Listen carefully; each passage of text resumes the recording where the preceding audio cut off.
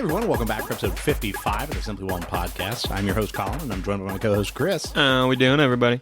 We're just a couple of best friends who are passionate about all things pop culture. If you're looking for lukewarm takes on movies, video games, TV shows, or even the occasional comic, then we have the show for you. That's right, that's right.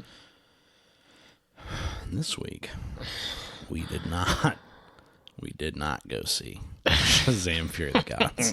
Now, here's how good their marketing is. Last week, we were like, well, we might have to see some of the movies that we missed. We didn't realize that Shazam was coming out this week. And then we did, and we were pretty bummed out. Yeah. So, we didn't watch it. We need to. But I heard, like we were talking, Yeah, and I heard that it's ass. dookie. But then Yeah. again, that's the whole reason of why we do this. yeah, 'Cause we we'll be the judge of that. Right, yeah. Oh my goodness, you all right? I think I just shit myself. Are you for real? Continue. I'll be alright. Just throw the underwear out after the episode. Keep it in. Just throw them away. Keep it in. Keep it in. Keep it in. This is real. That's how they know we're real people. Leave in Chris soiling his panties. You're like, why are there going to be panties, man? It's a G-string. Yeah. So I just gotta ditch the pants. I was going to say, yeah, I didn't do anything but fucking split the river, you know? All right. Yuck. So instead of Shazam, we rented Cocaine Bear on Amazon. So, not a sponsor.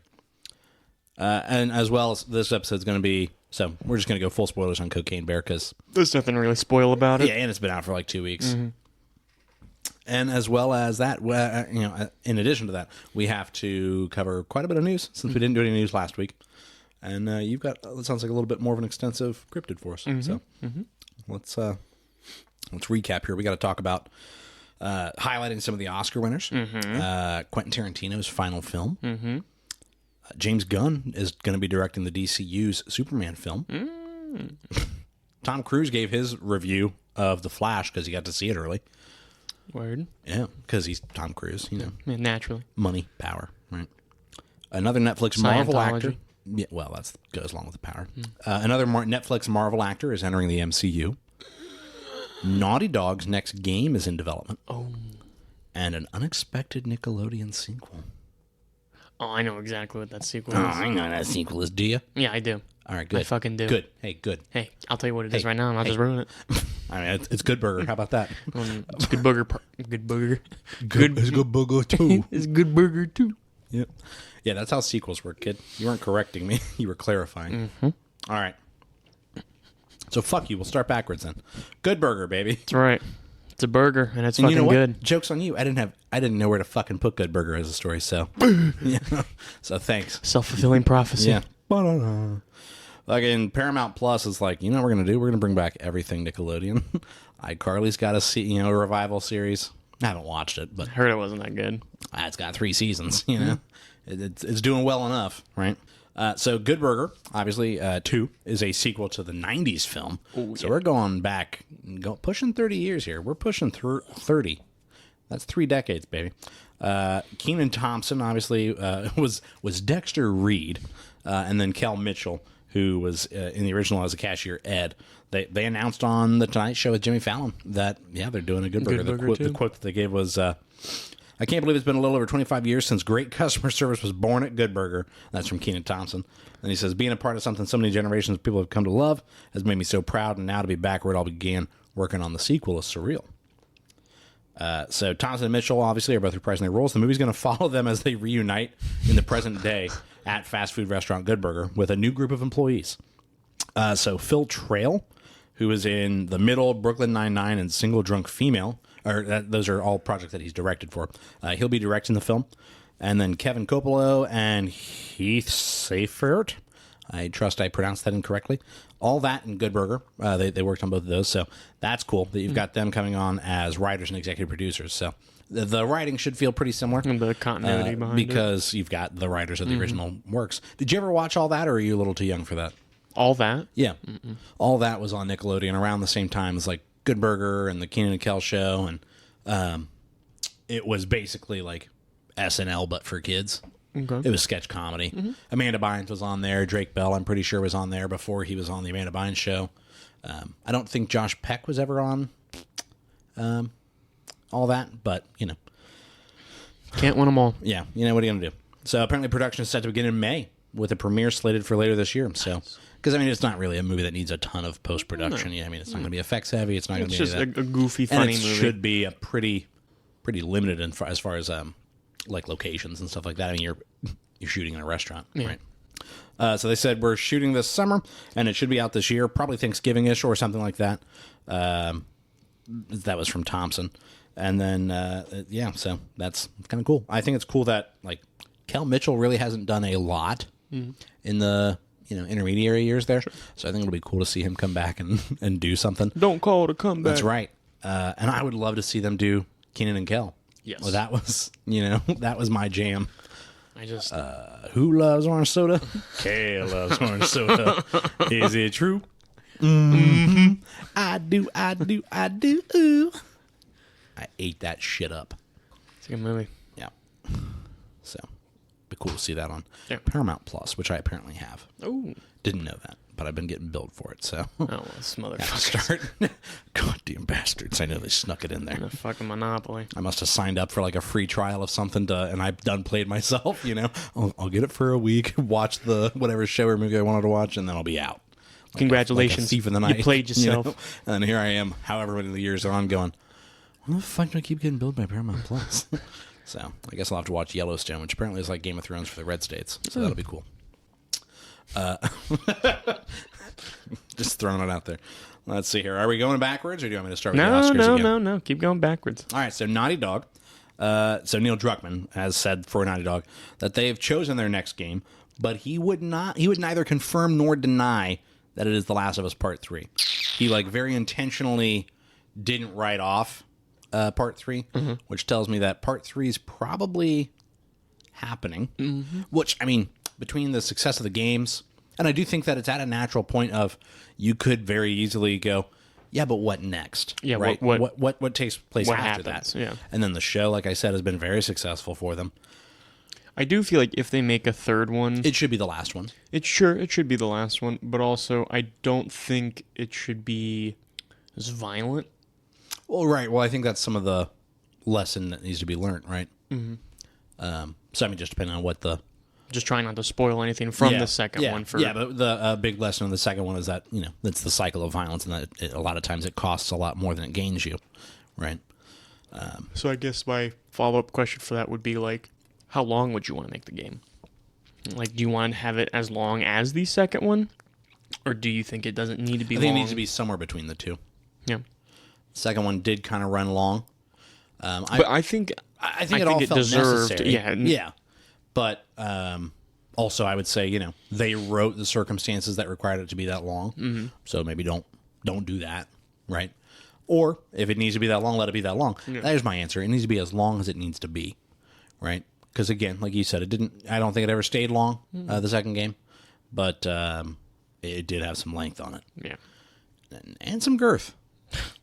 Whole lot of girth. A lot of meat on that carcass. So there was a kind of funny spoiler cast that Neil Druckmann was on, and he said, I know the fans really want The Last of Us Part 3. I hear about it all the time. All I can say is that we're already into our next project, and the decision has already been made. I can't say what it is, but that is the process we went through. There was a lot of consideration of different things, and we picked the thing we were the most excited for. So he very intentionally goes, I know they want us to make The Last of Us Part 3.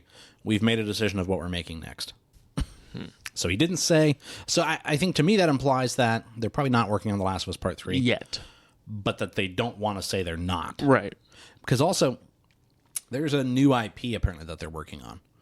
So, it's not an Uncharted and it's not The Last of Us potentially, right? But also Naughty Dog's done very well for themselves the last decade or so. Yeah. And so, I mean, they've got multiple, irons in the fire. God, Uncharted was so fucking good. They're doing that The Last of Us multiplayer game that we're supposed to see quite a bit of this year, according to Neil Druckmann. This will really, which makes me think we'll probably see it next year. Yeah. This will be the year that they go, here's what the game is, right? And the next year you get to play it. I'm still waiting to hear about Dune. Oh, yeah. The video game that they're making. I don't think Naughty Dog's making it. No, not Naughty Dog's not making it. It was just a thought that popped in my head. I don't know what the fuck that has to do with anything. Well, you said the game the multiplayer for The Last of Us that should be coming out, and it's just another game that should be coming out. So he did add that at the end of every project, we purposely explore several different projects. Some of them might be a sequel, and then a bunch of new ideas, and then we feel like, where do our passions lie? Basically, which I think is a good way to do it. Here's a bunch of ideas that we've had or have come up with. What's exciting, right? What feels like something like, we should at least pull on that thread and be willing to get into the beginning of it and go, I just don't think this is it, right? It's not the one. But as I was saying about, Naughty Dog really setting itself up financially and just as far as goodwill. So they've got, I believe my understanding is that they've got 3 teams now. So whatever team is working on the multiplayer project, Neil Druckmann is apparently working on the new IP, is my understanding. Okay. And so I think there's probably not a part 3 in the next 6 years. I don't think there needs to be. No, I don't either. Say what? The second one came out in what, 2019? No, it came out in 2020. 2020. Because COVID pushed it back a little bit into 2020. So, there's still plenty of time, I think. Yeah. From the first one to the second one. Yeah, They don't need to push 7 it out. years. Yeah, they don't need to push it out. No, but because you figure he's also working actively on writing season 2 and potentially 3 of The Last of Us on HBO. So he'll be busy with that. Or potentially, if he does do a part 3, he might not be that involved with it as far as writing or directing. But I would really want him to write it. Yeah, especially since he's been so involved with the first and second one and the show. It's a deep passion of his. So he also reiterated that the upcoming The Last of Us multiplayer game, like I said, is Naughty Dog's next release. The next game that we see from Naughty Dog will be that multiplayer game. And that there's a lot more information that's going to come out this year. It's also unlikely that Naughty Dog's next project is going to be Uncharted related. So again, all signs seem to point towards it being. Yeah, I don't think there needs to be another Uncharted. I think it had a really good ending with all 4 of them. Because I know that way back when 4 ended, and then they'd done the expansion, I guess, or whatever you want to call it. The I completely blanked on it, but the one with Nadine and Chloe, which I played and was actually very impressed with. As far as I have not played that one yet. It did prove to me that you don't need Nathan Drake for it to still feel like Uncharted, and be an Uncharted game. And I knew that they'd floated the idea of maybe you do something with Sam, because at the end Sam and Sully are kind of pairing off, and that'd have been interesting, or even their daughter potentially, right? But again, I don't think they need to do that. They also don't need to do a part 3. Which The Last of Us, which I think is where the idea of where do our passions lie comes from, and they are making that new IP. So I think Uncharted 2, I think, is probably the best one. Yeah. I think Uncharted 3 has some good action set pieces. Is 3 the one with the cargo ship? Yes. Fucking cut it out. 2 is the one with the train that opens on the train. Yeah. And then you're leads back up to the train crash. No, I think that's 3. No, that's 2. 2 opens with him hurt on the train crash that's hanging off the mountain. I'll fucking fight you to the death over that. I'm not arguing about it. I don't know why you're getting so hostile today. Because I could see the... I'm just thinking. I just know that one leads to the Aztecs with the water, the Fountain of Youth, that they go in and that one guy drinks it. Not the Aztecs, but in the... it's in the middle of the Middle Eastern desert somewhere. Or is it in the middle of the Sahara? I thought it was... Mayan. Or is that 3? So 2 is 2 is the one where the guy drinks the Fountain of Youth, and that's the boss battle at the end, because you have to fight the... Is that so? 2 has the Yetis. Yes. Yeah. And they're looking for Shangri-La.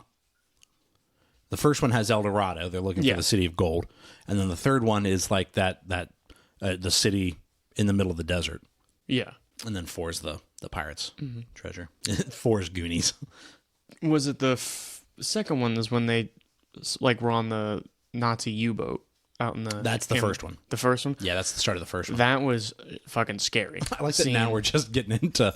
All right, what is Uncharted? What's the order of Uncharted? It's good shit is what it is. Yeah. Movie was surprisingly better than we thought, but still kind of mid compared to the games. Mark Wahlberg playing Sully just kind of kills it. Really stamps the whole thing out. All of this to say, Naughty Dog's working on shit. Probably not an Uncharted game, probably not a Last of Us game right now. That's okay. So it'll probably be the new thing. And I'm excited for the new thing. That excites me, yeah. Again, that comes from that goodwill that they've earned of, ooh, they're making something new? Because The Last of Us was a new IP.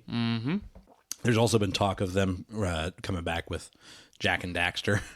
because they made the original Jack and Daxter games as well as Crash Bandicoot. I was gonna say it'd be cool to see a new Crash Bandicoot.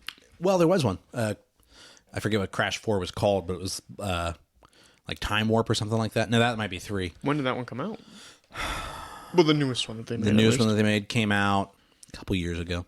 It was on the PS5. I must have been sleeping on it. Yeah. I gotta take Came a out a little bit after the Insane trilogy came out. Okay. When they did like the remaster of them. But yeah, any questions on Naughty Dog? Glass? Anybody at the back? Anybody? Bueller. Ben Stein? Anybody? Daredevil Born Again is going to bring John Bernthal back as the Punisher. Yeah, that's fucking right. He's pumped about it. He kills Punisher. Like, he plays the role so well. So, Wait. No. I didn't watch season 2 of The Punisher only because that was right when everything was getting canceled, and I just completely lost steam on the shows because I also didn't finish Daredevil. I got really? because I was a little behind because I think like work and things like that, and I timed it out that like all right, because that was at the time when I was still living with my mother, maybe, or maybe I just moved out, which was part of the complication. Because my mom was like, we got to watch it together. I was like, yeah. And we watched like the first 2 episodes or 3 episodes maybe. And then they canceled it. And then we just couldn't come together. And like all the steam was taken out of it. And I was like, oh man. But I know that the 3rd season's very good, I hear. I remember for Daredevil, I think I finished it.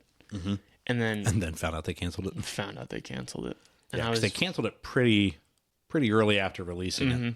And it was the first to go, wasn't it? Yeah. I remember and then it was like, that's the one you cancel?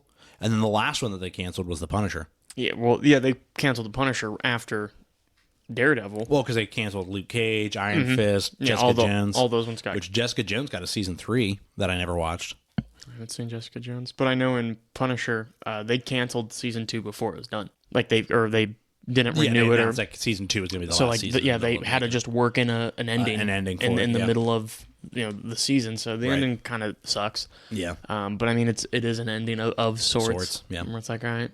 But the Hollywood Reporter's reporting it out that, and everybody else has picked it up, and John Bernthal's come out and yep, that's me, baby. Yeah. Frank Castle is going to be back in Daredevil there.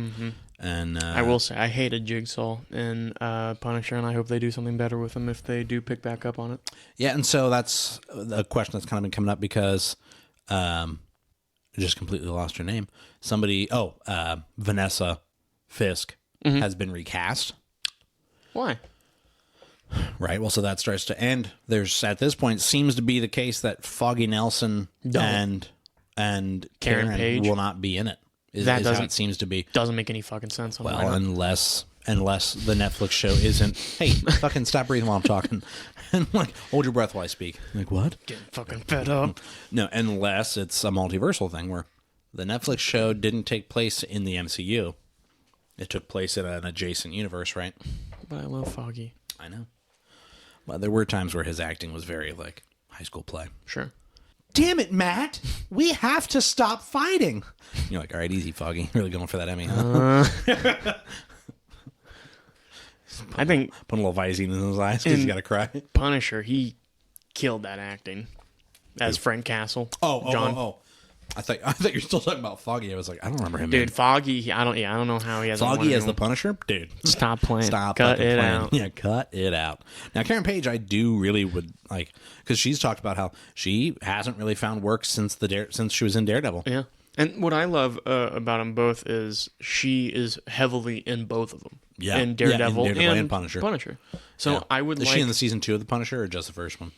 I can't remember. I think she might have like dabbled in it in the very beginning, yeah. and then it kind of like pans off into the main antagonist. Right. I would like to see a Karen Page spinoff if they don't do anything with her in either Daredevil or Punisher. I think I'd be jazzed to see just something her dealing with both finding out who Daredevil is and trying to get to know Frank Castle and help him out. Right. So I think it'd be cool to see something like that. Yeah, and that's the piece that's not clear is if their characters don't exist, or those characters just won't be included right now, or if they are going to be included but those actors are being recast. But all of that does seem to lean into the idea that it's probably not entirely canon. Yeah. You know what I mean? Yeah. Where we're picking up somebody who is, this is Daredevil, but this is the MCU's Daredevil. And in one of the adjacent universes, that Daredevil exists. Well, I mean, when we did see Daredevil and She-Hulk, he was significantly different in the sense of like what his abilities were able to do. Yeah. So I mean, and also I think you've got to get rid of Karen Page because he's hooking up with She-Hulk right now. Hard. And hard. He is like a rock. He is smacking green cheeks. Jesus. Now I feel like she went back to. You think she stayed green? Mean green and poured in them jeans. Mean green and straight poured into these jeans. Mm-hmm. What was it? What was her interests or her what she looks for in men was a sturdy back or no a strong back and a sturdy bed. And I was like, my God, she is out here. She's ain't down. Yeah, she ain't looking for love. She's looking for fuck. Lust. Yeah, she is after some lust. So these stories kind of. I guess they still lead into each other. So Tom Cruise apparently was like, I really want to see The Flash right now. Mr. Warner Brothers. What's his name? Peter Zaslav? David Zaslav. I gotta, Dave, baby. I gotta see this movie. I'll fucking call Xenu down on you if you do not let me see The Flash. What does a girl like me gotta do?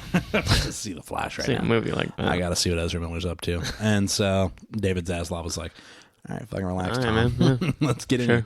Get him in here. So Tom came in, watched it, and is like, yo, fucking stop. Like, Tom Cruise is smitten. So much so that apparently he just straight up cold called the director to be like, yo, what the fuck, whatever dude? You're doing it right. Like, you banged it out. I want to see if I can find the phrasing here. Straight fucking money? No. just Tom Cruise tweets. The Flash is straight fucking money. The Flash, straight fucking money. No, he called The Flash something along the lines of everything you want in a movie and added that this is the kind of movie we need right now. So but you figure, I think he means digging deep. Well, so I think he means more like, okay, movies, like especially superhero movies, are getting kind of stale. Right, and something new. It's something fresh out of the exciting blockbuster. You know, I mean, Top Gun was a good example of like, okay, yeah, this is a revival, right? But it's a revival of an old enough film that it doesn't feel like a rehash or a sequel. Or, you know what I mean? They're still able to use Tom Cruise instead of like giving him the main focus, almost as like a mentor to help the next generation. Right. But so I do wonder if there's a bit of that in this. Of like, this feels like a good movie that. I mean, The Flash isn't necessarily... Yeah, it is franchise, right? But it's not a sequel to anything, right? At least directly. And so I think it's like, okay, we're going to see The Flash on the big screen. You're bringing back Mikey Keaton, right? I'm Batman. I'm like, oh, my God. I'm going to come in my little boy pants when I'm at the theater. And he can, in fact, turn his neck this time. Yeah, he can turn his head, not his torso. Yeah, that's a good visual gag for an audio medium. We need to film ourselves. Maybe. But only from the waist down. It's just our legs sitting. We just have heels We're on. just wearing high heels and lederhosen. Some lingerie. Yeah. I got fishnets on. Yeah, I got fishnets, but then up top we're just wearing business suits. Yeah.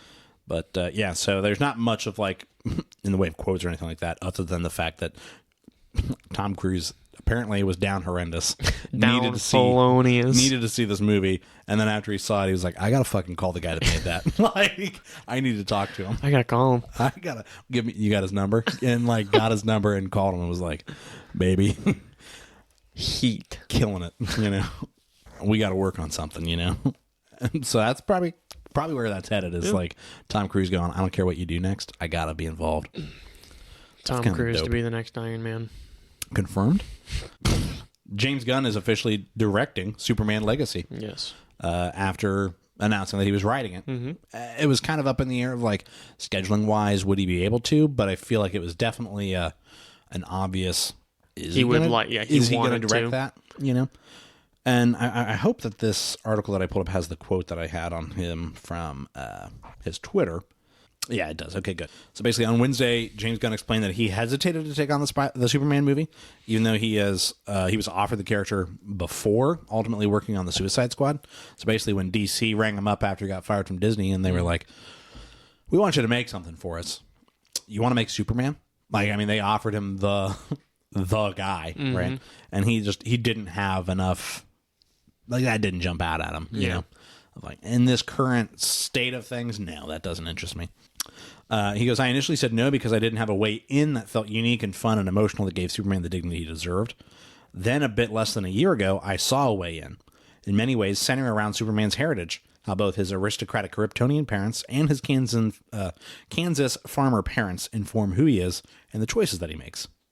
He said, he explained that just because I write something doesn't mean I feel it in my bones, visually and emotionally, enough to spend over 2 years directing it, especially not something of this magnitude.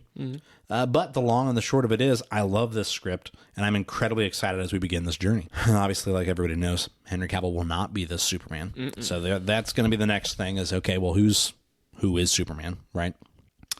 And this is going to be his first time directing, like, a real superhero.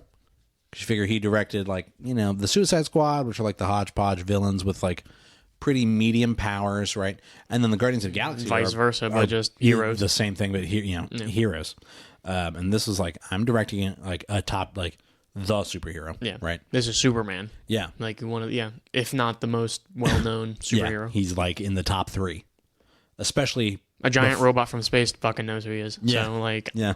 I don't know what to fucking tell you. Yeah. A super fucking killing machine robot in the 50s took a nuke because he wanted to fucking be this guy. Oh. You are who you choose to be. Superman.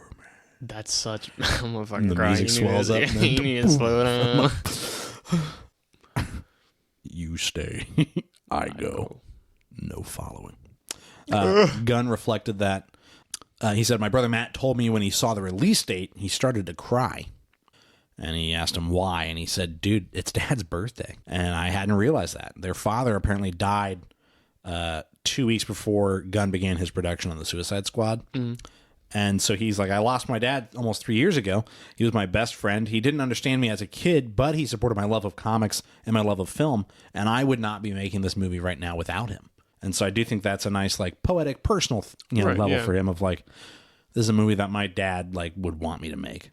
And I know we've definitely talked about it before, but, like, when directors, actors, filmmakers in general, anything like that can connect it to, like, a personal level, right? It's always just so much better. Yeah, because there's a bit of their DNA in it.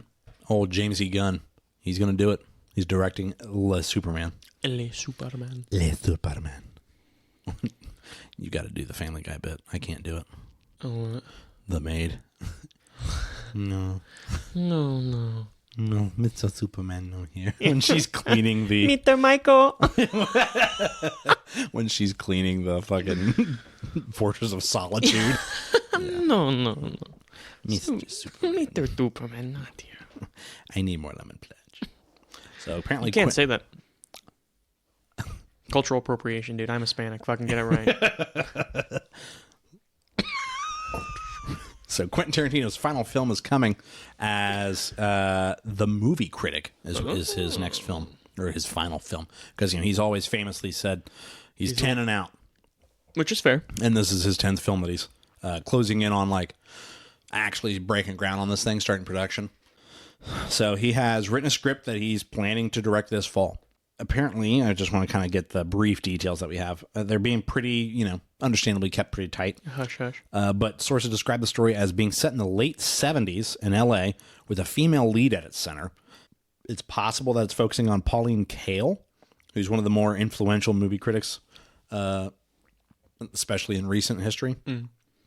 She actually passed away in 2001, but she was also an essayist and a novelist as well as a film critic. But apparently she fought with editors and filmmakers alike. Like, she was pretty, like, willing to go to bat for, like, what she believed in as far as her opinions and and her critiques. Her beliefs, yeah. So that sounds like a fair... It would fit in with his interests of, like, he loves making movies about movies. I look at Once Upon a Time in Hollywood. Yeah. It was literally just about... I used to take drives in L.A. with my stepdad in the 60s. And feet. And there's a lot of feet. How much do you want to bet? I bet And Quentin within Tarantino the first has a role in it. Oh, man. And he has the N-word in his lines because he does that a fair mark. He does. Yeah, it's That like he does. it's like, I can say it because it's in the script. And you're like, yep, my guy, But you wrote you the made script. you made the script. I don't know what you're getting at. Some gourmet shit, Jimmy. How much do you want to bet? I'll put $20 down that in the There's feet first within the first 15 minutes. 10. 10. First 10. How much dollars? 20. How much dollars? How much dollars? How much dollar? You said 20? I'll throw 20 on it. I'll double that if it comes in the first 7. I'll triple that if it's the opening scene. The opening shot. It's just toes. Just give me $60. It's just some a dogs. tight zoom, and you're like, "What am I looking at?" And as it pans out, it's just the dirty soul of some barely legal girl's feet, and you're like, "Quentin Tarantino, you dog! You've made art again.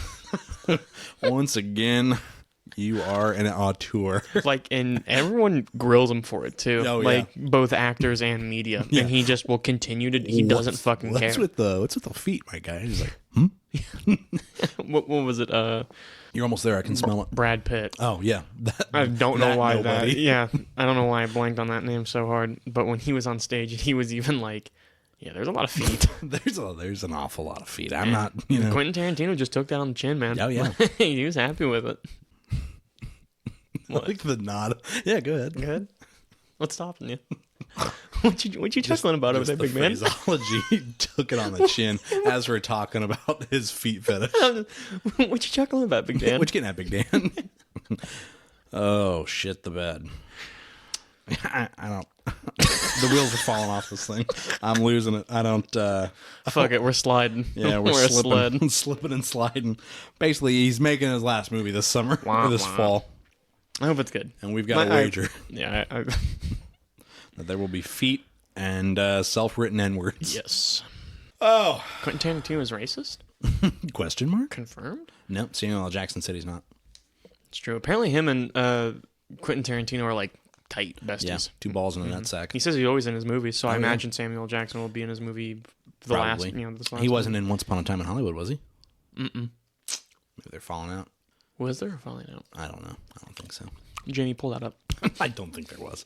No, I mean they were on a recent Samuel L. Jackson was on a recent roundtable and with a bunch of actors and I think the Hollywood Reporter maybe I think was the I saw. roundtables and the question came up of like, you know, because I think Michael Caine was there and they both kind of have a relationship where like, you know, Christopher Nolan and Michael Caine have a understanding of like, I wrote a part for you in this movie, and Michael Caine goes, "All right, send me the script," and then he's like, "I read it, but I'm gonna do it." Yeah. You know. There's a good quote from Michael Caine where he says something about when he gets a script, he looks in the first 5 pages and the last 5 pages, and if his character's on both pages, he does the fucking picture. Makes sense to me. Yeah, and if my name's on both pages, I do the fucking picture. And you're like, yeah, man. Rock on. But Sam Jackson said that, you know, kind of that same thing. Quentin Tarantino sends him a script and is like, I wrote you a part. And like he said, it's not, will you be in my movie? As, hey, by the way, you'll be doing this next summer. This is your part. Yeah. And then he's always like, all right, man. But on to the Oscars. Yeah. Some heavy stuff, man. Yeah. I can't believe that Will Smith broke in and just went on a serial slapping. And just smacking the piss Everybody. I mean, the Harrison security guards were Ford. trying to take him down. He's smacking everybody. Jimmy Kimmel. Dropped his ass. Apparently, he got removed. Jimmy Kimmel, from what I hear. Got removed? Correct. Because he made a joke about everyone's security teams that they had and security protocols and started like saying it. Jimmy Kimmel didn't get removed. He was the host. Right, but I thought I saw something. Then someone else. No, he was there all night. He closed the show down. Unless he got removed after the show was over. Let me see here. Are you talking about him making the joke of like who his security team was? No, he was talking about everybody else's security team. I don't know. Yeah, go ahead and pull it up, Jamie. Did the host of the Oscars get kicked out of the Oscars, even though he was on stage at the end? Excuse me, I've misspoke. A lot of Jimmy Kimmel's content was removed from the Oscars on the television. So a lot of the jokes that he said, because he made a lot of jokes about Will Smith and the security, got removed. So he still did it, but a lot of the shit he said just wasn't aired. I wonder if he even said it, or if because I mean it's live. Obviously, there's a little bit of a delay. because I'm sure he has to turn his his stuff in before he does yeah, it. I imagine. So they might have cut content, been like, yeah, you're not going to say that. You're not going to say that. Could have been. So I'm not going to go through the list of all the, here's who won, here's who didn't, but highlights, fucking everything everywhere all at once. Killed it. Got 7 of the 11 Oscars it was nominated for, including the major 3 for the film itself, which is screenplay, directing, and Best Picture. I was like, what's the fucking, that little thing, right? Just the a best little one. movie of the year. Yeah. And the thing that I wanted to point out that that a lot of people were like, my God, they did it. The Daniels, which is the directing duo, won all 3 of those categories as writer-directors when they were going up against Spielberg in all 3. And got to give Spielberg props. He was like, that's fucking awesome. Yeah, he was like, applauding. He supported. I love to see shit like that. Yeah. Because obviously Also, it's Spielberg. We he all has nothing to fucking... fucking prove. You know Right, what I mean? yeah. Like, I'm not going to be like, oh, Spielberg falling off? Question mark? No. No. He's got That man has made art. Yeah. Yeah, I mean, that man made Jaws and Schindler's List. Yeah. And Jurassic Park. Yeah. And E.T. Fucking, man doesn't stop. Nope. Fucking, Give him anything. Yeah, Anything. He'll do it. make a beautiful film out of it. Did I say Jurassic Park? I did. He made From Under. Yeah, he made From Under cheese. No, so, yeah, and then you've got the actors, right? It won Best Supporting Actor with Ke Huy Quan, which was a beautiful speech from him, talking about being I believe he's a Vietnamese refugee, and then he came to America, right, and that he's like, this is the this is the American dream. Like I came here as a refugee, and here I am, like on live television in front of all of the Americans, winning an award, Oscar. Especially after having basically fallen off the face of the earth for 30-something years. Yeah, I mean, he really was a nobody after. I mean, he was in Encino Man with Brendan Fraser because they kind of made that connection that they both are having their comeback, right? But I mean, really, he hasn't made a movie in over 30 years that was worth anything, And so for him to come back and on his debut, basically return debut, get the Oscar, was beautiful. Yeah. And we both said, I remember distinctly that when we watched Everything Everywhere All at Once, we were like, this has Michelle to Yeoh win. and Ke Huy Quan are winning Oscars. Yeah, they have to. They have to. And we hadn't seen any other movies, you know what I mean? Like, as far as, like, really. It was still very early in the year. And so that's awesome. And Michelle Yeoh did win Best Actress. Yes. Apparently Korea, I think it was. Now I'm going super, I believe it was Korea. It was either Korea or Japan. South Korea. Censored the subtitles of her speech because she talked about, like, female actors, like women actors, and they were just basically censored to just be like actors, So that was kind of interesting that they were like, well, we don't want to give too much weight to your victory here as a female Asian actress, And that was kind of cool that they did that to her. And then kind of an upset for me, Jamie Lee Curtis won Best Actress over Stephanie Sue. Yeah. Which, I mean, they both did a great job, but I feel like Stephanie's had so much more weight in the film for me. Yeah. I feel like Jamie Lee Curtis's was definitely like a Lifetime Achievement Award, similar to like Leonardo winning for The Revenant. The Revenant is not his best work, but how many times did he get passed, right? Yeah, he had one. And so The Revenant was kind of his Lifetime Achievement Award because I fucking I don't know how he didn't win an Oscar for Wolf of Wall Street, Django Unchained. Yeah, I mean he is a totally different person. And what is it in the film when he smashes the glass and he actually cut his hand? That's the take that they used. What you chuckling about, Big Dan? I'm just thinking about how happy I am that Brendan Fraser won Best Actor. Yes. Come on, man. That's beautiful. I do think that it was probably down to him and Austin Butler. Yeah. But I mean, Austin Butler's got a lot of time on him that he can. He's got plenty of shit to do. If this is how he's starting, as far as like really starting as a. Well done. Yeah, because I mean, he did. He's talked about that he was really kind of at a spot of like, I don't know that I want to keep acting, and then started getting really passionate about Elvis as a person and all that, and dove into that project. I wasn't crazy about the movie. It was alright. It dragged. Yeah, but he does a very good job as Elvis. There's a few ways you can do an impersonation, in a biopic or a biopic, however people want to say it. But he went full like, I'm gonna be Elvis. Oh, he method act. Well, no. I mean, like, voice-wise, some people do an impression, right? And some people just kind of, like, evoke Elvis, right? Thank you very much. And you just kind of vaguely sound Elvis. He was like, I'm going to be Elvis as far as his voice. And he kills. And he's still kind of, I feel like it's a little gimmicky that he's still doing it. I don't know, he's still doing it. Yeah, his whole excuse is that, like, because he did it for so long, it's kind of affected his vocal cords and he can't stop doing it.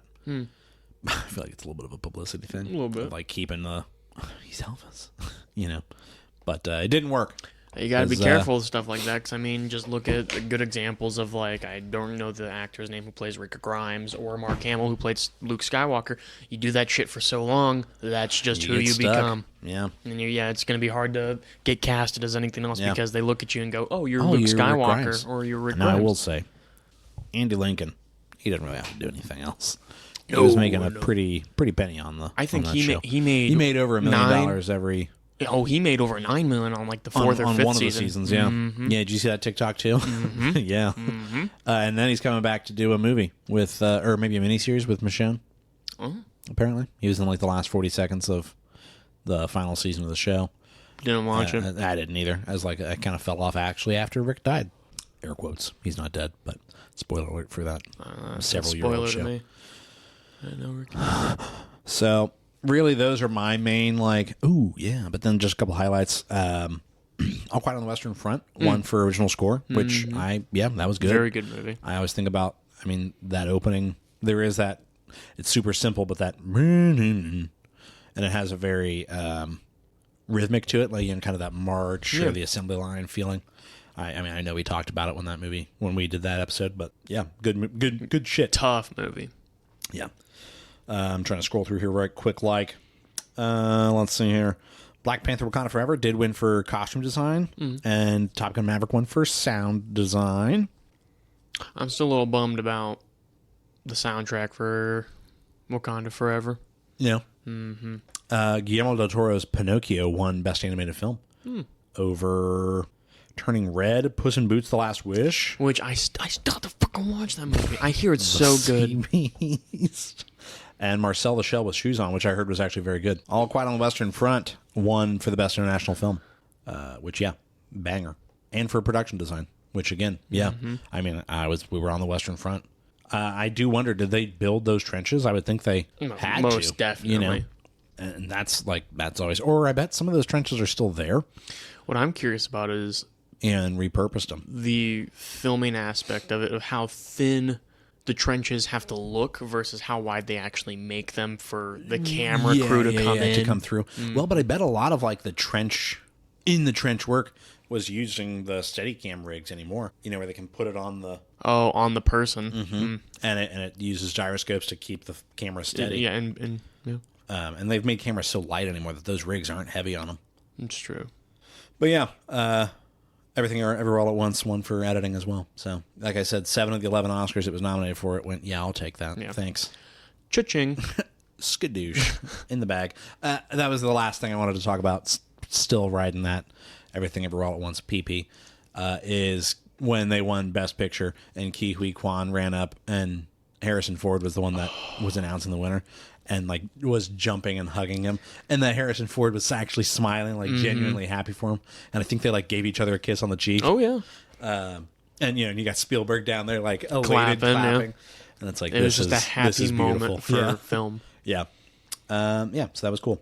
A lot better Oscars this year. Yeah. You have a lot of nice moments to talk about other than what happened last year. Apparently, Chris Rock just came out with his special about.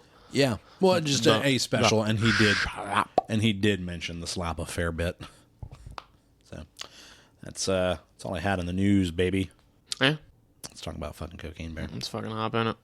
We're just gonna blitz through it because it's pretty. It's Cocaine Bear. That's all it's about. It's just about a bear on cocaine. So you got. I don't even have the fucking cast pulled up. I'm a goddamn.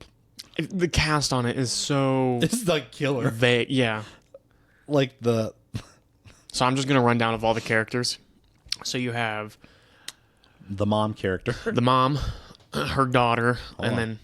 I'm looking for the actors, because you got some pretty fucking high-list actors in this movie. The detective. So yeah, you've got the mom character, which is Carrie Russell, and then who else you got? Give me. You don't have to give me the actor. You can give me the character, and I'll tell you who they are. Tom. Was Tom one of the people in it? Yeah. Are you certain? He plays Scott Sears? Oh, okay. All right, how about you give me somebody that was, like, incidental in the film? Those are the only character names I know.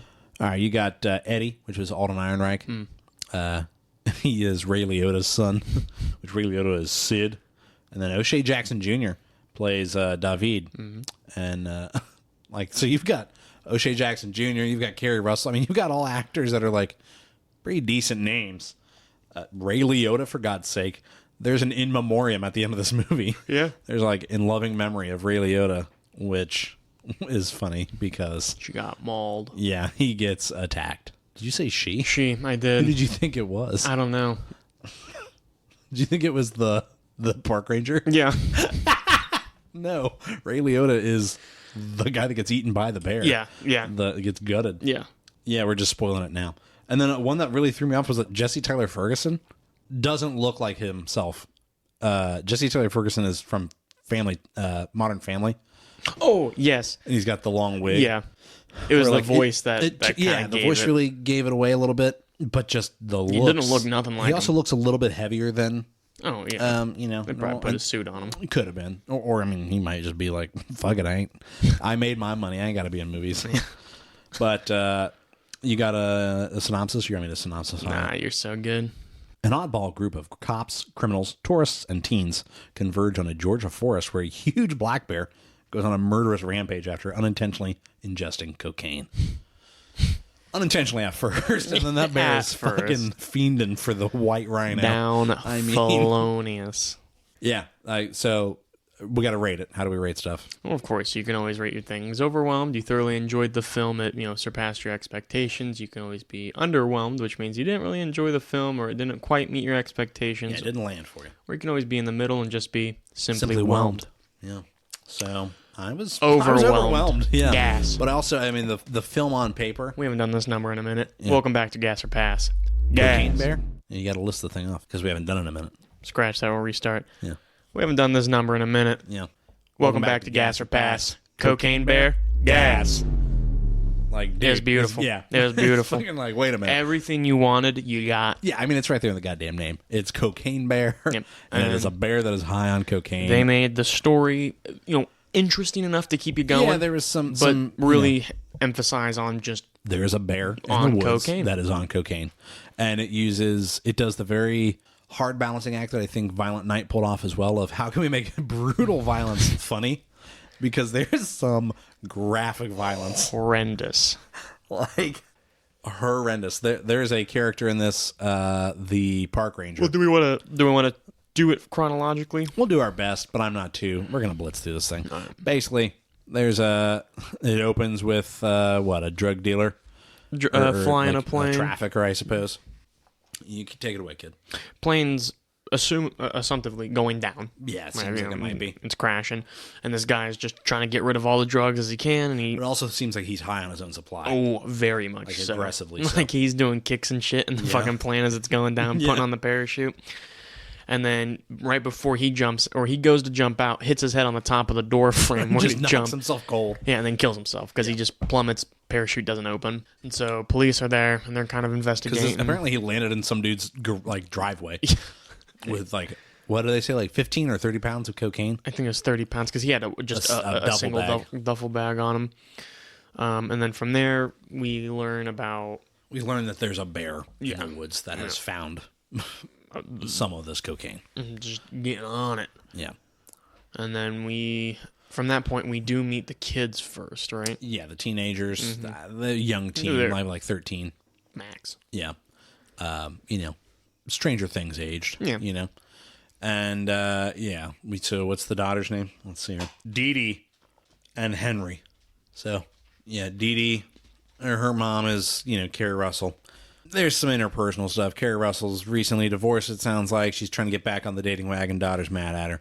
I'm going to go paint the falls. On that dating wagon. I'm going to go paint the walls. No, the falls. The falls that they were supposed to do, but I guess they're going to somewhere else. Tennessee or Nashville. Nashville is where they were going. Unimportant. Yeah. So the daughter runs, skips school, gets her friend to skip school with her. They go into the national park to go, what's it called, Blood Mountain. And they're going to go to the secret falls and paint them. That's all there is, right? Yeah. Easy enough. Yeah. They find the cocaine. Unbeknownst to them. They try the cocaine. Yeah, not just like a little bit. But luckily they don't ingest it really. No, they cough put it in a their lot of it mouth out. and then spit it out. I thought there would have been a bigger effect on them than what we saw. Well, I think it's just down to they didn't really get much in their system. I mean, they weren't like coating their gums, like rubbing it in. They literally went, That's true. That's very true. And I mean, they did have the adrenaline to climb a tree and run away. That's true. He was high up that tree. He was up that tree. He was like, oh. So, and then let's see. David is O'Shea Jackson Jr. He gets sent into the forest by Welcome to the jungle. by Sid, which is Ray Liotta, to find the rest of the drugs that were dumped. Yes. And he has to take Eddie, which is Ray Liotta's son, who is a sad sack that is mourning his deceased wife and mother of his son. And he went to go get her name tattooed on his chest and the heart and the banner. It was supposed to say Joan, and it says John. So he's got to let it heal for like 7 days before he can get it corrected. So he just got John on his chest and a heart for the next 7 days. I mean, in the grand scheme of things, I don't think it's that bad. No, but he was 80s, crying. He's probably gonna get beat up for that in the 80s. Yeah, but or killed. So he is a sad sack the whole time, crying, and fucking O'Shea Jackson's like, "Geez, he Pete's." And then the last crew that we really kind of meet is the officer. Yeah. So there's two crews, but they kind of both have half of the movie. There's the officer, which is Isaiah Whitlock Jr., and he is like been after Sid for a while. He just has it. I know this is someone called in because he's from a different state. Yeah, and someone calls him in saying, "Hey, I was at a bar. I overheard these two guys talking about the drugs. This may be your interest." And so he's headed down there, and then the other group is the park ranger, which I cannot think of that actress' name, Margot Martindale, and she kind of plays this type of character a lot. Fuck, does she kill it? She plays it so well. She is just an abrasive woman who, like, she's smoking and she's got big pink, big bright red lipstick on, and has a pistol and is like not a pistol, a revolver. She is packing heat. She's got a 44 Magnum, Call her fucking Dirty Harry, Got the Rick Grimes grip on it. You feeling lucky, punk? Punk. I know what you're thinking. How many shots did he fire? So, and then Jesse Tyler Ferguson kind of has a role with her. Pretty short. Yeah. So she's basically smitten with him. He's showing up to do her advertisement, marketing. No, I thought it was like not an exam, a fucking like an audit, basically, of like safety and things like that. Okay. But all of that to say. So it really wasn't important. No, because he's dead very quickly. But so just it just starts off. They all are converging in the woods for several different reasons, and they all are. We're big fat fucking liars. We forgot about Olaf and. Oh yeah, that's how it starts. It's a cold open to a couple who are. Sounds like either both of them or one of them, or maybe they're vaguely Scandinavian. Yeah. Could be Swedish, could be Norwegian. Yeah, somewhere in Europe. Yeah, no, Scandinavia especially. Yeah. And they just recently got engaged, and they're kind of talking about the wedding. It sounds like they're talking about a kid, like she might have been pregnant. Because even Kerry Russell says, because remember, he was going to name the kid Texas if it was a boy. Oh, yes. So I think they were married and were going to have a kid. Well, they talked about, I don't remember the gentleman's name, but her brother playing. Playing as the band. She's like, he's fucking sucks. He sucks. Like, he's not good. Well, they see the bear, and they're like, oh, wow. It's they're nature, like, taking a picture of it. And they're like, yeah, this bear ain't right, man. It's like banging its head on the tree and shit, because it's like tripping. Balls. Yeah, it's fucking tweaking because it needs more cocaine. And he's like, there's something off about that bear. And she's like, let me take a peek at this thing. And she's like, I don't see it. And then he's like, what? And then the bear is close, and it is on them. And they're like, all right, it's a black bear. We got to Black fight. attack. If it's brown, lay down, She's like, I'm out of here. And she fucking starts running. And that bear's like, all right, man. you asked for this. Remember, you asked for this. and just chases them down on foot. And he falls, rolls his ankle, and the bear launches over him to grab her and mauls her horrendously. And just chucks a leg in front of him. Olaf. Yeah, and Olaf's just... I mean, what do you do? Yeah, you get out of there. You're just married, planning to have kids, and wife gets killed right in front of you. Yeah, by a bear. Horrendously. Like, dismembered. Gonna be me. Tough. So, that happens. That's why I'll never marry. So that they can't be mauled in front of me. Exactly. Can't mourn a spouse if you don't have a spouse. Keep your enemies close and your loved ones farther. So... Oh, yeah. Came through. You like the eye roll? Yeah. Shitting your pants on air. Yeah. Check. So they, that you are true and correct. That happened first. Doesn't really come up again. No. Just as a quick bit where you're like, oh yeah, that guy. But like, it's just a lot of people getting mauled. Yeah. Like notably, the park ranger gets bit on the ass by the bear and harmed. Yeah. And she's like, I got to get out of here. I'm going to go get help. Yeah. She heads back to the camp station while Jesse Tyler Ferguson is face down on a pile of cocaine because he trips. So now he's just covered in coke. Scales a tree. Fucking Kerry Russell is just on the ground by the bear, hiding behind a tree, while Henry is up in the tree. Bear comes up to try to get Henry. Catches a whiff of the cocaine on the wind. And then... climbs down real quick, storms up that tree. Like, hustles on that thing. And is on Jesse Tyler Ferguson and just eats his leg off while he's hanging from the tree. Yeah. And it goes for a while. It's right at that perfect cusp where it's like, it's so long that it becomes funny. If it was any longer, it probably would have made me uncomfortable to like oh my God. All right, like stop. This is a lot. Yeah. But it's right on that edge where it's like, oh my God. And yeah, so he's dead. And then he falls from the tree after his leg is severed. Yep. And breaks his neck. Yeah. Because he lands just head first. And then the bear's like rips a line off of his severed leg. Just so Jesse Tyler Ferguson's dead. Gone. And the fucking there's a group of fucking drop kicks that are harassing the people in the park. They've got fucked up by O'Shea Jackson Jr. and are trying to rob him. And O'Shea Jackson's like, yeah, Psych. fuck you. Yeah, beats their ass. And one of them had a brick of coke on his back, and O'Shea takes him hostage basically. And is like, you're going to show me where the rest of this is. When his buddies wake up, they go into the camp center and are calling an ambulance for a concussion. Right? In enters the park ranger, who's like, shut that goddamn door. That bear get you too? Yeah. And then she's like, you hear a noise outside, and she's like, it's that goddamn bear, open the door. And the kid opens the door, and she basically fires the gun with her eyes closed. Yeah. And blows his brains out. Yeah, shoots one of the kids right in the head. Right in the back of the head. And that was graphic. Yeah. The bear runs off. Has brain matter on it, and is like, fuck. I gotta get out of here for a second. I gotta make like Let me tree reapproach this. Yeah. And the ambulance shows up. And when the ambulance shows up, at this point, the bear's gotten in. Yeah, so a little bit before that, the bear runs. The other friend is like, you shot my friend. Yeah. And she's like, yeah, there's a fucking bear. Like, what do you want? Sorry, bub. Oops. Yeah, and then from now on, whenever she points the gun, he is out of the way. Out of the way. But then we hear the bear up on the roof kind of making some commotion. So they're like, it's on the fucking roof. And then we it's in the walls. But then we see the almost the ash or charcoal start to fall from the fireplace. Yeah, the soot. So presumably it gets in through the roof. Through the chimney. But when the ambulance gets there, they try to open up the door, and there is just the boy that's been shot in the head is blocking the door. Yeah. So they finally get in. The park ranger's out of it. Yeah, sitting behind the counter, fucking with wielding a her new gun still. wound on her upper shoulder. Yeah. And the other boy's nowhere to be found. Yeah.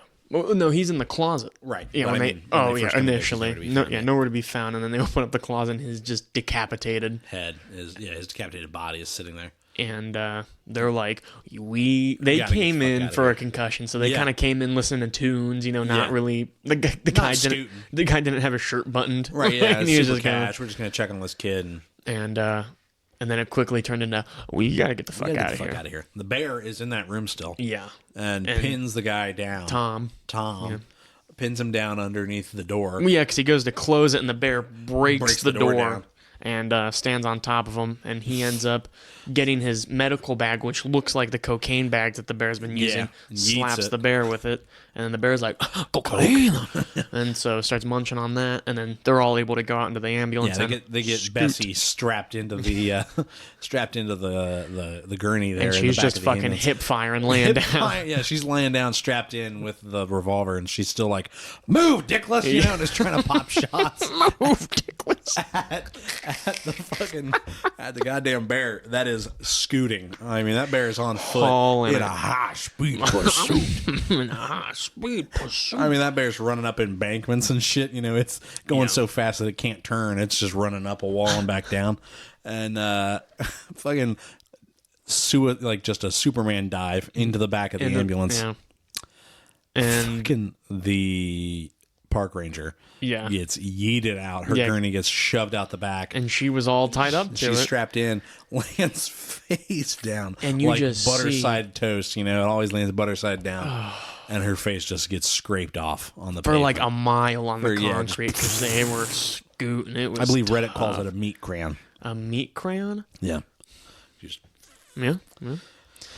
And then Tom's character hand gets severed. Yeah. And the I can't remember what the lady's name was. Yeah, the driver of the ambulance is screaming and panicking and runs just head on into a tree and gets ejected out of it and just rolls and is dead on impact. Yeah, DOA, dead on arrival. And then the bear just kind of gets out of the back and is like, ooh, whoa, so no coke. Yeah. All right, well, back on the back at it.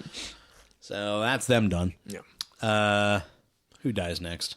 Actually, I feel like there's a big gap where nobody dies. Yeah, because after when that happens, we start to learn about the drug ring. O'Shea Jackson and Sid and all them. And we kind of learn more about them because after that we meet the detective, and the detective goes out there. The detective goes out, finds the bag that the kid has before the kid can get O'Shea Jackson and Eddie there, and the cop is standing on top of this gazebo and is basically like, it's a stick up, right? Yeah.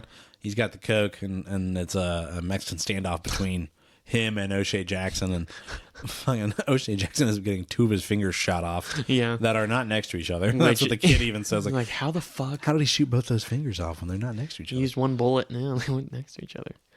So, Bear shows up, and they're like, oh, fuck. It blacks out on top of fucking Alden Ehrenreich, Eddie.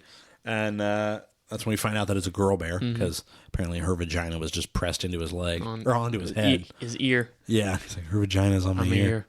I'm like, oh. Oh, word? Oh. You know. And that bear is like... Sniffs the coke. Because O'Shea, David, has the brick on him. Brick in his back pocket, yeah. And that's when they all discover, oh, this bear is down horrendous for some coke right now. Coke.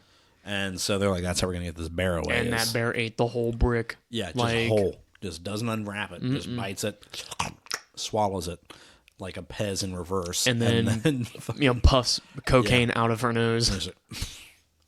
And that's when the detective is on the roof, and he's like, now hold on. Now wait a goddamn minute. And he's got a couple bricks out and is sprinkling it in the air, and that bear's over there standing on hind legs, just Winter Wonderland. Snow. Yeah. And he eats a brick far away, and they're all like, all right, we gotta get the fuck out of here, you know. And then fucking Sid shoots the detective right in the gut. Mom finds her daughter with Henry's help in a cave. Find out there's cubs. Yes. Sid is like, the cartel's gonna kill me and you if we don't find these drugs. So we gotta find these drugs. Yeah. So they're like, there's a goddamn high bear in these woods. We got to get out of here. That bear is insane. Yeah. And he's like, sorry, bub. We're going in. So they all head back in trying to find this cocaine. They all converge on the cave. Because that's where Dee Dee was. Yep, that's where Dee Dee was. So Henry, Dee Dee, Mom, and now David, Eddie, and Sid are there. And as well as Olaf. For a moment. For just a moment. And then Olaf gets his face bitten open. Ripped off. Yeah, just bit off by the bear. And there's a nice turnaround where David and Sid or David and Eddie are like, Sid, you're a fuck, and we don't really want to help you anymore. Mm-hmm. And he's getting all bent out of shape, and like the mom bear shows up and is trying to stop him from, because he's like being kind of a jerk to the cubs. He's kicking them, and he's hitting him with the stock of the sniper. Rifle. They're right by the falls, so mom and the kids dive off the falls to get away from the whole situation. And then Sid gets... Oh, and Eddie, Sid lights up. Yeah, Eddie and David jump off, but David gets shot in the neck. Mm-hmm. Grazed. Grazed, yeah, he gets grazed in the neck. And then fucking Sid is like, fights the bear, shoots it several times with a pistol, and it falls to its presumed death. And I called it. I was like... You did. I was like, a brick of coke is going to fall on that bear's face. And it's going to wake up. And that's exactly what happens. Yeah. I was like, yes. Like, just sprinkled it on. It was like revival powder. That bear was online. The eyes, I like that it does a tight zoom. You see the pupil just fully dilate. Mm-hmm. And that bear's like, and comes up, slices his belly open with a single swipe. And then the cubs start eating his intestines. While he's alive. Yeah.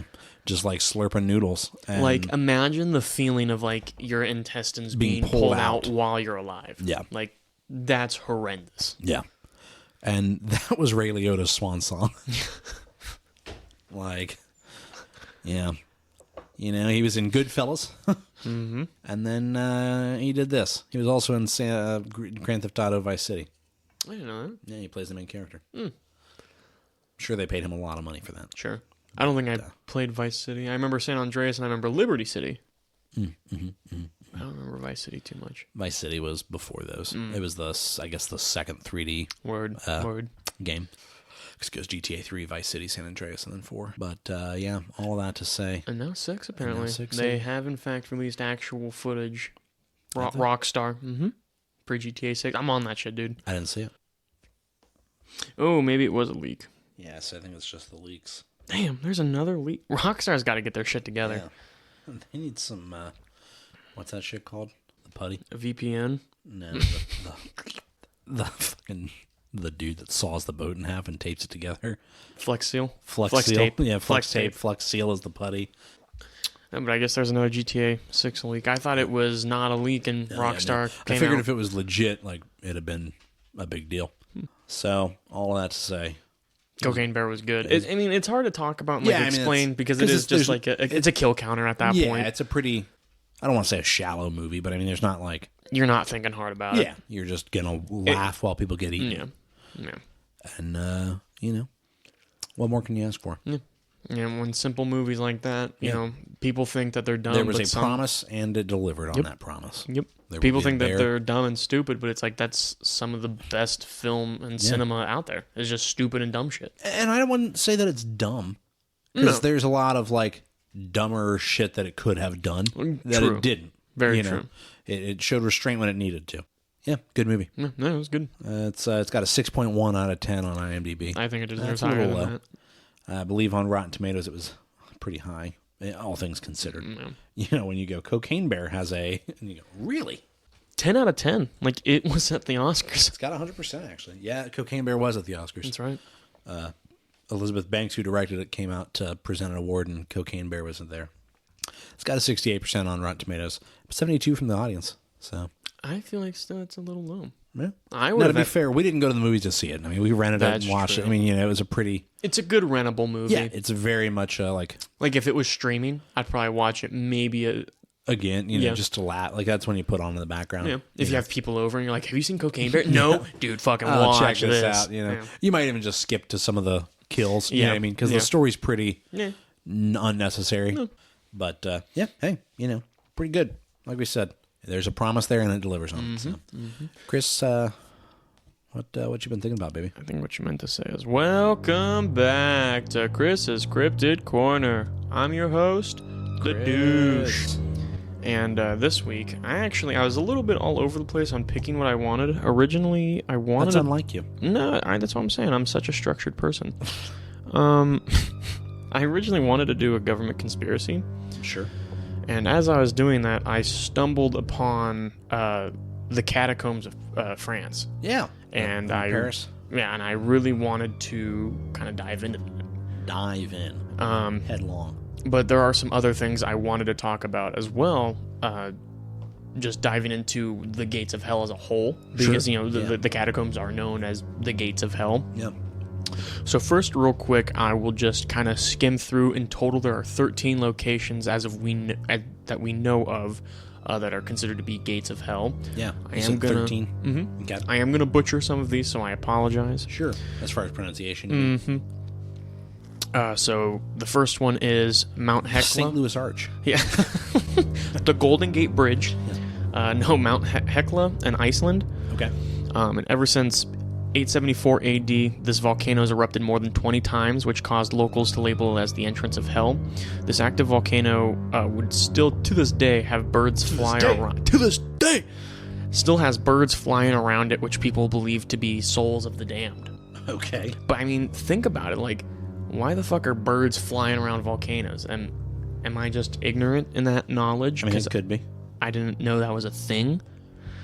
Well, the you asked that like that's preposterous. Yeah. Blasphemy. You asked that like unlikely. I mean, it's fucking lava. Like, if I'm a bird, I'm not gonna be like, I'm the biggest bird. I am the biggest bird. I'm gonna fucking fly around this volcano. While the volcano's calmed down in its recent years, it still has a reputation for being a meeting point for witches and the devil. I'm curious. What are you curious about? I want to fucking go there. Like, let's perform some witch trials. Witch trials? Salem witch trials. Just right? roll up. We'll wear a fucking a Quaker's hat. We just got the Quaker's hat and an old timey Bible, and we're just like, witch! Throw her in the water if she floats. Tie a rock to her and throw her in the river. If she drowns, we were wrong. Oops. Whoops. Yeah. The Plutonian in Turkey. If you've ever damn it, you got me all bent out of shape. Thinking about just how stupid that is. We're gonna tie a rock to your waist and pitch you in a river, and if you drown, then that's on us. That's our our fault. Yeah. It's like, of course I'm gonna fucking drown. And if you don't, you're a witch, and we're gonna burn you at the stake. Jesus. Oh my god. If you've always wanted to visit Turkey, then you can check out this destination, and it is the Plutonian Gate, or Pluto's Gate. It's an ancient Greco-Roman? Yeah, bingo. Dude, no. Greco-Roman? Greco-Roman. Greco-Roman temple? Greco-Roman style wrestling is my favorite kind. I love fucking WWF. Greco-Roman wrestling. I was so afraid of where you're going, because Greco-Roman style wrestling is when you're naked and oiled up, and you're like, I fucking love WWF, bro. Not even the E, bro. Yeah. Way back when it was the World Wildlife Federation. And it is an ancient Greco-Roman temple underneath its cave. Okay. The cave emanates toxic vapors, which an ancient priest used to inhale for religious purposes. The people of Hierapolis believe that this temple is a site to enter the underworld. Yeah. Just because, it's a cave that released toxic, but like, imagine being a priest and just being like, hear me out. Hear me out now. When I breathe that shit in, I see stuff. We might be on God talks to me when I breathe this shit in. It's like, yeah, you're hallucinating, my guy. Yeah, that's fucking whack. Number 3 like is ayahuasca, the Fenggu City of Ghosts, which is in China. Okay. This place is located in Chongqing. That sounds bad, but it's spelled Chongqing. You gave it a try. Yeah, I'm sorry. Yeah. And is where the Chinese think the devil lives, because it resides here.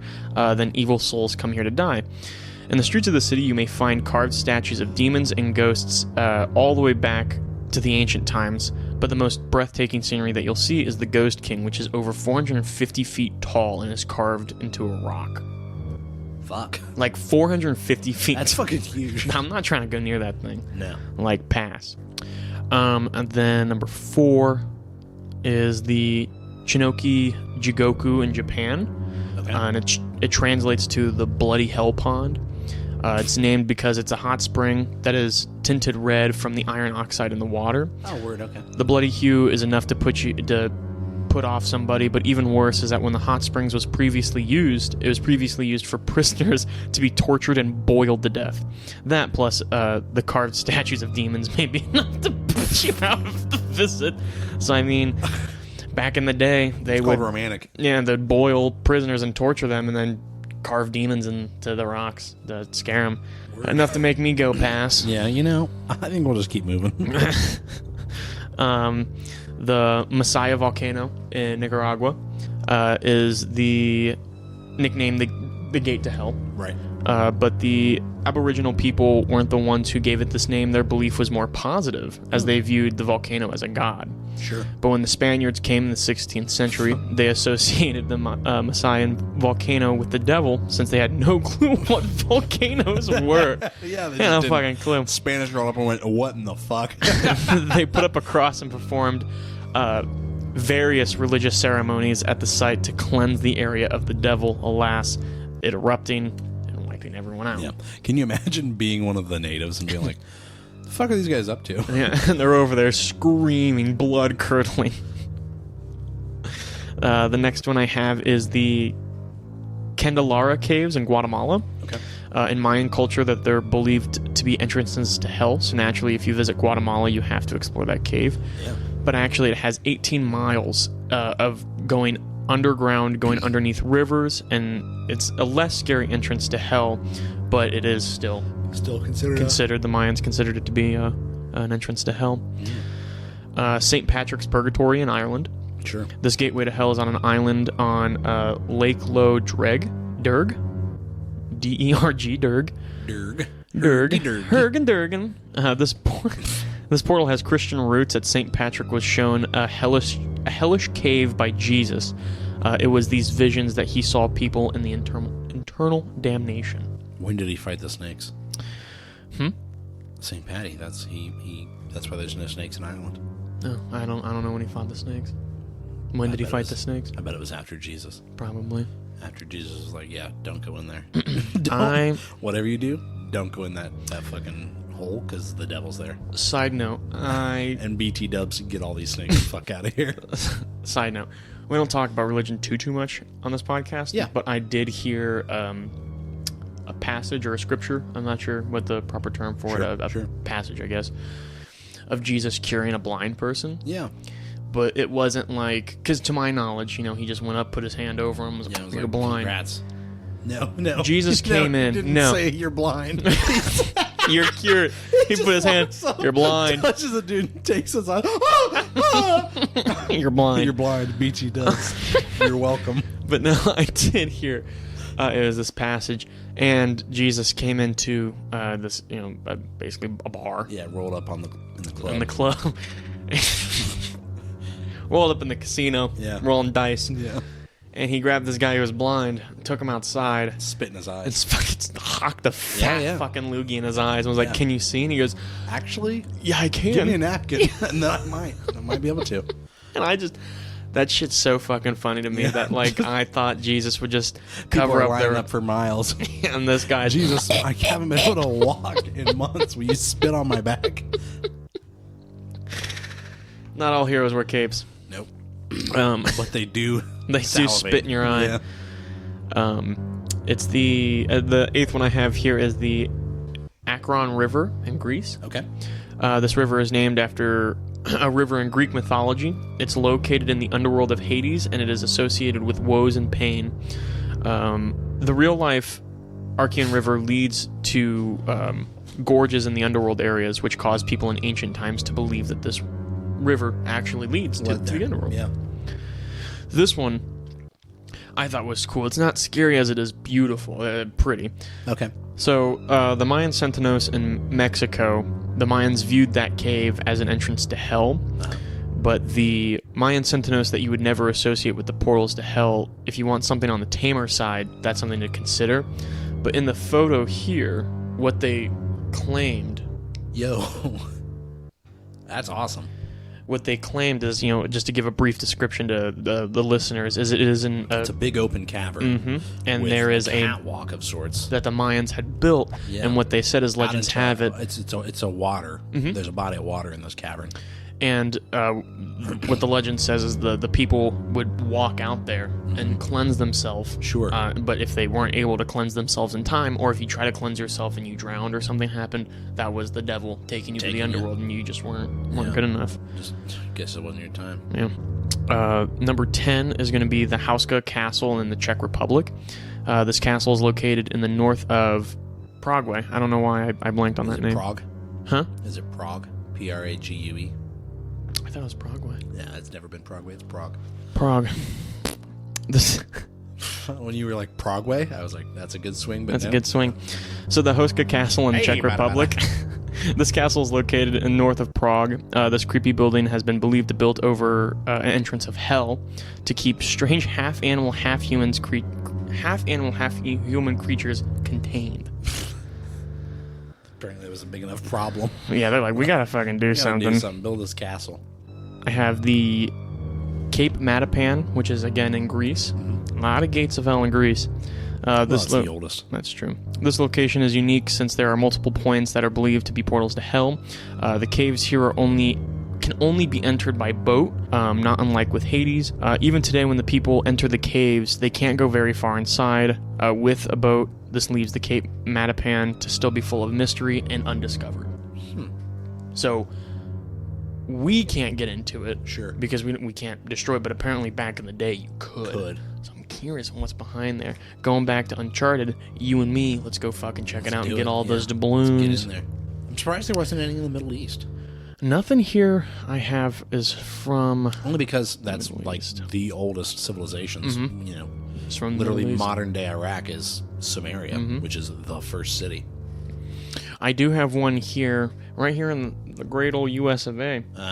And it is the Seven Gates to Hell Florida. in Pennsylvania. Really? Mm-hmm. That's false. Is it? I've been to both Pennsylvania and Florida. Mm-hmm. Florida. That's where hell is. There's no entrance. The entrance is Georgia. yeah, the entrance is the fucking state line, I'll tell you. When you see the sign, welcome, you're like, fuck. In Pennsylvania, at the location, the Seven Gates of Hell in Pennsylvania, if you pass through all the seven gates, which is only visible at night, it'll apparently take you straight to hell. That's Ohio. That's every day I wake up and I'm in fucking Ohio. But apparently you can. This one doesn't have a whole lot on it besides. I think this one's more of an attraction than anything else, Yeah. which Yeah, kind that's of fucking American. yeah.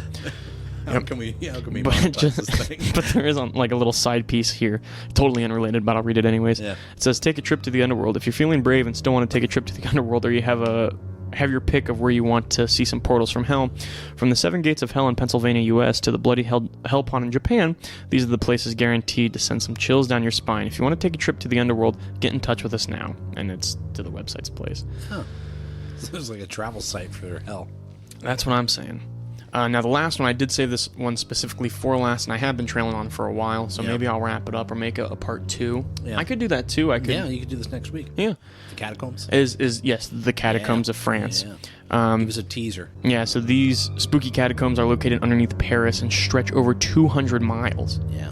And they're lined with neatly stacked actual human skulls. Remains, yeah. Many people have gotten lost down there. In fact, one person perished and his body wasn't found until a fucking decade later. Yeah. Now, apparently, because I have a whole bunch of There's different a shit. horrifying video of that they found the camera where a guy is like wandering in the catacombs. Like, we'll have to try and find it for you. You may have seen it, but he gets spooked. I think he gets turned around, starts to realize that he's lost, and just takes off running in the catacombs. And like runs. He's running. You know, turning and down, and he's definitely getting himself more lost. And then like drops the camera. You hear like a splash in water, or like he fell into water. And then you hear like him get out of the water on the other side and just keep running. And the camera's just sitting there running. That's terrifying. Yeah, I have and not like, seen that. And like it's definitely not. I mean, it's official. I mean, it's not like it was made for like a horror movie or anything like that. Do It's you just see a it? camera that they found. Do you see anything or hear anything behind him? No. I mean, it's not like he was being chased. It's just he got freaked out and ran, and I mean, I'm sure he died down there. I'm sure. Well, something I'll talk about here real quick. So let me see. There is a certain part because I am running a little long, so I do want to continue on this because I have two whole different pages I wanted to go on. So the part I wanted to just talk about here real quick before I wrap up is the catacombs remained largely forgotten until it became a novelty piece for concerts and other private events in the early 19th century. After further renovations and construction of accesses around Place Denford Roqueiro, it was opened for public visitation from 1874 to 2013, so it is no longer, you're not allowed to go in there anymore. The catacombs have numbered among the 14 City of Paris museums managed by Paris Musees, although the catacombs comprise only a small section of the underground mines in Paris. Parisians currently often refer to the entire tunnel network as the catacombs. Yeah. But this leads into some of the history behind it of not all the catacombs have been discovered. Right. Like it is so long that when people and officials and historians go in, they gotta call it because they're like, this just goes on forever. Right. So I think that shit's so fucking interesting. And you know, when I told you this is kind of what I wanted to talk about, we briefly touched up on As Above, So Below. Yeah, which was a pretty mid-level horror film, you know. I knocked that shit out of the park, in my opinion. Oh, really? I think it spooked me. Yeah. It fucking spooked me a shit ton. But, I mean, I definitely probably plan on finishing that up next week just because I do want to talk about it more. Yeah, you should. But... yeah, with the catacombs, I mean, dude, what if we fucking went in there, huh? No. Like, you wouldn't do it? No. No, really? Correct. I would do it. No. I'd go in. No. I wouldn't go far. No, you wouldn't. I would have to have a rope. Yeah. Swear. Like the Minotaur. Mm-hmm. Go into the labyrinth. Never come out. No. I'd have a rope on me from the entrance, and that's just how I'd do it. Yeah. What if you fucking were going through there, and then you start to follow the rope back, and you come to just a severing in the rope? Climb up. No. I mean... No, yeah. Like if the rope got cut, right, and I was just... and you don't know how long it's been cut, and it's just been dragging behind you, and you're lost. How are you climbing up? Fuck if I know, dude. I'll just pull out my Inspector Gadget pickaxe. No, but and just start fucking for... like, that's rule 1 of Minecraft, but, you know, desperate time. Yeah, desperate time. Don't dig up. Straight up. Don't dig straight down. Desperate times come for desperate measures. Yep. Hey, you know. My life depends on it, and no one's going to find me for a... down there with you. Never mind. I'm fucking going on that shit. Dude, Harold O'Brien used to scare the piss out of me as a kid, bro. Next scripted is Harold O'Brien. But, no, I thought that was really interesting. So definitely let me know what you guys think. If you guys have any cool facts or cool, you know, stories or witnesses, anything like that, or encounters with the catacombs, definitely send them in. Because especially since I'm going to be talking about it next week, I'd love to have more input on it. Have a little bit of a heads up. But what about you, Colin? What have you been thinking about? You know what I've been thinking about. I think we've both been thinking about this. Rimworld. Fucking Rimworld. Let's do it now. Rimworld? It's been fucking stupid. Yeah. Rimworld is a colony builder manager simulator where you crash land, you and 3 colonists. Well, I say you. 3 colonists crash land on a world out on the rim of explored space. It's a rim world, and you manage it. Yeah. Like it's You're trying to... it's pretty simplistic art style. Almost looks like The Escapists. Yeah, a little bit of like that, like 2D, 16-bit. Probably more like 32, but you know what I'm saying. You know, that kind of top-down 2D isometric look, and which I will say are not typically your style. But the colony management is nice. Yes. Of like, okay, and there's a couple times where they'll do shit that pisses me off because it's not what you want them to do. Yeah, sure, yeah, and so that's one of the things to keep in mind is that it's more Sims-like because they have their own, desires and such, right, and things that they want to do, as well as you being able to take control of what they do. But no, I mean, you've got things to worry about like raiders and food, the elements. Yep. Fires. There's a lot of ways to die. It's fucking too many. Infections. Yeah. Dude, what was it, the muscle worms I just got? Dude, those ones muscle parasites. Almost took out one of my characters. Yeah. And so there's a they have multiple different, like, AI storytellers is how they, like, sell it, basically. And depending on the AI that you choose, depends on the flow of the game. But basically, the standard, I think her name's, like, Classic Cassandra, is like, you know, hey, basically, there's gonna be some ups, there's gonna be some downs, right? And it does a really good job of kind of pacing those out. Where when you feel like you've really got, we're in reality check. Yeah, like, and it can be something as simple as once you've started to unlock like electricity and you've got power running, you can have a short circuit and something electronic explode. Well, what was it very early on that happened to both of us? Yeah, as we and both it happened had the most devastatingly to me. To you, because of the timing of things. I had a bunch of wildlife attack my colonists. Oh my god, yeah. And pretty severely injure us. I wasn't thinking of that one. I was thinking of a different one for you. Oh yeah, which I'll talk about after. You know, a lot of them were pretty severely injured. One of them died, and that was the one that I had made after myself. Yeah. So Colin kicked it, and then as everybody's trying to recover from that, and when I say recover, I mean physically, not emotionally. They're all still like half wounded, unconscious. A massive fire started in your kitchen. In my kitchen, yeah, that's what I was going to talk about. And all the food was starting to burn. Damn near all of it, as well as because I had built a wood structure. There's temperature in this game, and it's, you know, as the fire spreads and adds more fuel, it was getting very hot. What did it get to, like over 1,000 degrees? It was superheating the air, and people were like having heat strokes left and right. And luckily, I clutched it. I don't know how. When that happened, I was certain you were done. I was like, we're going to start a new world. That's game. Yeah, I was getting ready. I was accepting it.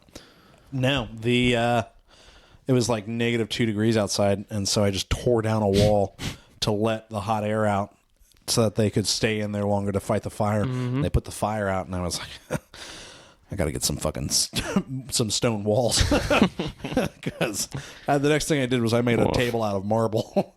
I was like, that dining table was too big to be made out of wood. It was just too much fuel. I'm hitting a point in this game where I almost want to restart the world just because You've learned a lot.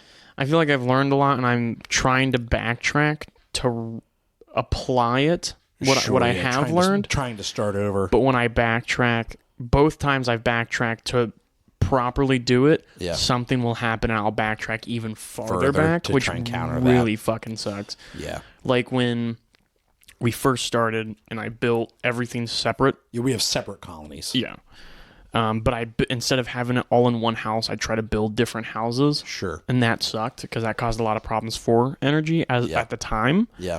And then I hit a point where I had a lot of energy. Seemed feasible. Yeah. And I started doing it. And the whole reason why I did it was because we had a mod for having guests. Yeah. And so I made like a nice little motel, and I wanted to kind of make a whole town based off that. Yeah. But then that mod just kept getting glitchy, and my game kept crashing and desyncing. So we had to turn it off. So now I'm like, well, fuck, I don't want to do that anymore if I can't use it. Yeah.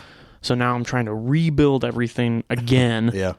But make it into a manner of, you know, everything has its place and every place has its purpose. I've been thinking about starting over too. Should we just start over? I think we probably should. Yeah, because I'm in the same boat. Where like I had knowledge of the game, but it's been so long since I've played it. And yeah, we're so far invested. We know so much now. Yeah, that I think we could start over. But so one of the things that it does do well that makes me go, but is like it does a good job of building a story into itself. Yeah. Of like, my guy's almost died like 8 times, and what was the first time he almost died? He was really down to just seconds. And the doctor was able to clutch him in. Yeah. Dude, if my character died, I definitely would have been like, we're starting over. No, not I. I'll give it to you. You're a better man than me. Yeah. I wouldn't. I'd quit. If you didn't want to remake another world, I guess I'll catch you later. We're done playing, yeah. I guess we'll play something else, man. We'll play some Apex. Yeah. But yeah, that's what I've been thinking about. Yeah, I second that notion. Oh, I did want to talk about, I recently got a new comic. There's a local comic shop place that Pat King Kong, right? Yeah. But did you read it? Not yet. Well, I've been busy with some other stuff, and then we had this today. But it is on my nightstand. I just fucking bought it. Relax. You've had it for like a week. But no, I am super excited to read it just because I didn't know that they made Kong Skull. Yeah, I fucking heard that. You nasty burping and Yeah, shitting. it was the chair. No, I'd say that too. Bad chair. What is it from? Scary Movie 3. chair. No, I was thinking Scary Movie 3. Queen Latifah's playing a psychic. And she That's what adjusts in the chair. It's a leather chair. Or, yeah, Anna Faris adjusts in the leather chair, and it's like, she's like, oh my God, That was the chair. It was the chair. And then Queen she- Latifah just hikes a cheek and just, whack. Yes, the chair. Oh my God, she just shit her pants.